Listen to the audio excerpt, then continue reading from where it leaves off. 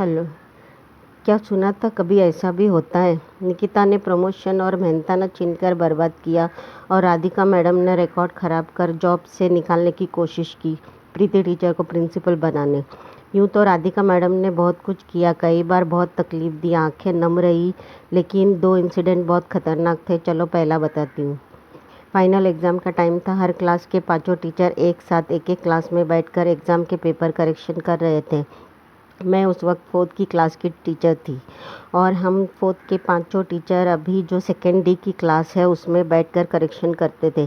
तब second D की class teacher Jyotsna पुरानी टीचर थी। मैंने एसएस का बंडल लिया था करेक्शन के लिए। शाम को स्कूल छूटने का टाइम हुआ तो मैंने ज्योत्सना टीचर से उनके कबर्ड की चाबी लेकर मेरा बंडल उनके कबर्ड में रख दिया, क्योंकि मेरी क्लास ऊपर सेकेंड फ्लोर पर थी और दूसरे दिन हमें तो यहीं आकर बैठना था।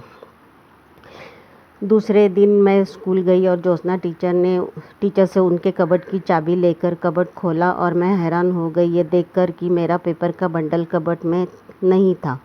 मैंने ज्योत्सना टीचर से पूछा कि उन्होंने कहीं और तो नहीं रख दिया। उन्होंने बोला कि कल मैंने मेरा बंडल रख कर कबर्ड लॉक किया था, उसके बाद उन्होंने तो वो कबर्ड खोला ही नहीं। वो अब मैंने ही खोला है।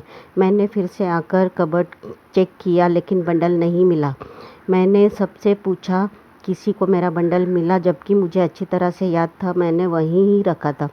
मुझे वहाँ रखी चीज़ें भी याद थी और बाकी की सारी चीज़ें वहीं पर थी। मैं फिर ज्योत्सना टीचर के पास गई और उनसे कहा कि उनके कबर्ड के ऊपर के शेल्फ में जो टिफ़िन बॉक्स और बिस्किट का पैकेट है मैंने वहीं पर बंडल रखा था। ये सुनकर उन्होंने कहा कि उनके कबर्ड में ऐसा कुछ नहीं है और वो मेरे साथ उनकी क्लास में आई देखने के ये सब चीज़ें कैसे उनके कबर्ड में है। जब हम क्लास में पहुँचे तो मैंने कबर्ड खोलकर उनसे कहा, देखो ये सब यहाँ है। कबर्ड देखकर वो बोली, ये मेरा कबर्ड नहीं है, मेरा तो वो उस तरफ वाला कबर्ड है, ये तो केजी क्लास की टीचर जयश्री टीचर का कबर्ड है। अब हम दोनों परेशान हो गए ये सोचकर कि ज्योत्सना टीचर के कबर्ड की चाबी से जयश्री टीचर का कबर्ड कैसे ऑपरेट हो सकता है। हमने और दूसरी टीचर ने कई बार कबर्ड को खोला, लॉक किया। फिर सब टीचर्स ने मुझसे कहा कि जयश्री को बंडल मिला है, जाकर उससे मांग। मैंने जयश्री टीचर से जाकर पूछा मेरे बंडल का, तो उन्होंने कहा कि उनको कोई बंडल नहीं मिला कबर्ड में। वो कबूल करने तैयार ही नहीं कि उन्हें बंडल मिला। दूसरे टीचर्स ने भी पूछा लेकिन वो कबूल ही नहीं कर रही थी। तब मुझे सब टीचर ने बोला कि बंडल तो उसे ही मिला है और उसने राधिका मैडम को दिया होगा, तो तू जाकर मैडम से पूछ।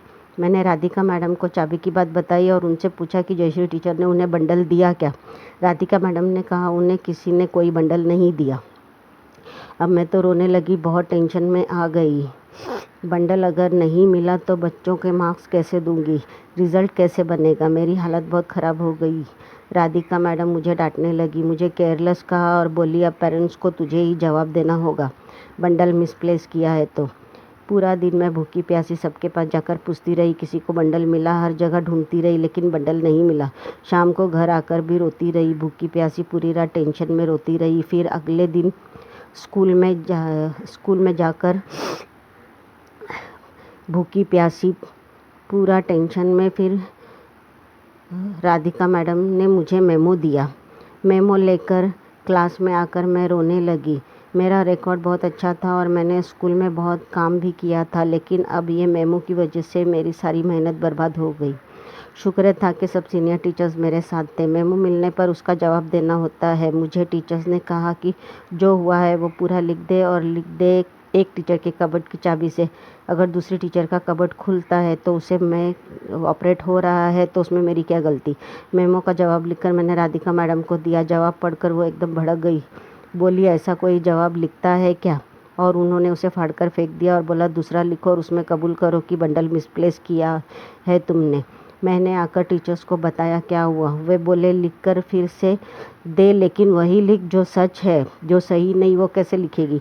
अब यहाँ सोचने वाली बात यह है कि कैसे लोग हैं, सबूत सामने है फिर भी किसी बेकसूर की ज़िंदगी बर्बाद करने पर तुले रहते हैं। कैसे इनके संस्कार है।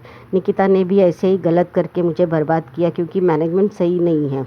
मैंने दूसरी बार मेमो का जवाब लिखा और जो सच था वही लिखा और मैडम को दिया। मैडम पढ़कर फिर भड़क गई, मुझे बहुत डांटा। उन्हें उनके हिसाब का जवाब चाहिए था ताकि मुझे स्कूल से निकाला जा सके, लेकिन मैं क्यों बिना गलती के अपना नाम खराब करूं। मैंने उनको बोल दिया आप जितनी बार लिखने को कहोगी मेरा जवाब यही रहेगा।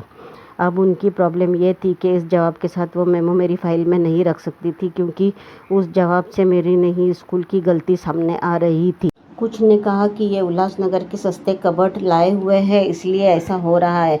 किसी भी टीचर के कबर्ड की चाबी से किसी भी टीचर का कबर्ड ऑपरेट हो सकता है, ये बहुत बड़ी रिस्क की बात है।